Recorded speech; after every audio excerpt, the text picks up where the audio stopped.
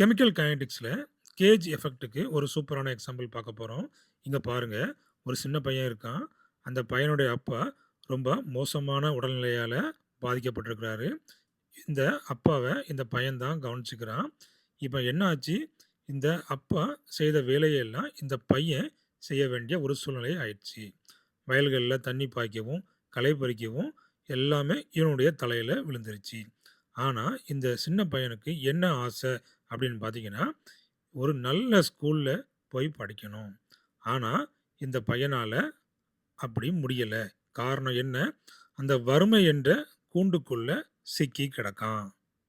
அந்த வறுமை என்ற கோட்டுக்குள்ள சிக்கி இருக்கிறதுனால, இவனால இங்க வந்து படிக்க முடியல. இதே போல தான் மாலிக்யூல்ஸ் பார்த்தீங்கன்னா, சால்வெண்ட் என்ற அந்த கூண்டுக்குள்ள சிக்கி கிடக்குது. அதனால அந்த மாலிக்யூல்ஸ்னால ரியாக்ட் ஆக முடியல. அப்படி ரியாக்ட் ஆக முடியலன்னா, அதனுடைய ஸ்பீடு, ரேட் கான்ஸ்டன்ட் வந்துட்டு என்ன ஆகும்? கம்மியாகும்.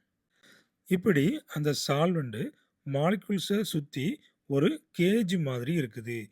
இப்படி சுத்தி இருக்கிறதுனால, அந்த மாலிக்யூல்ஸ் வந்து ரியாக்ட் ஆக முடியாம இந்த சால்வெண்ட் தடுக்குது.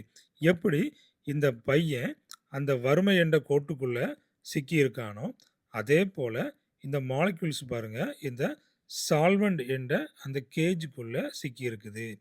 அப்ப இந்த மாலிக்யூல்ஸ்னால ரியாக்ட் ஆக முடியாது. அப்படி ரியாக்ட் ஆக முடியாதுங்கிறதுனால அதனுடைய ஸ்பீடு தடப்படுது.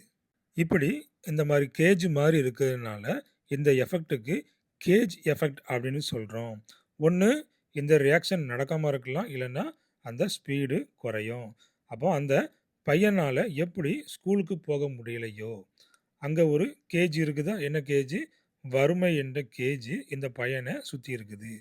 ஸோ இதுக்கு தான் கேஜ் எஃபெக்ட் அப்படிங்கிற பேரு.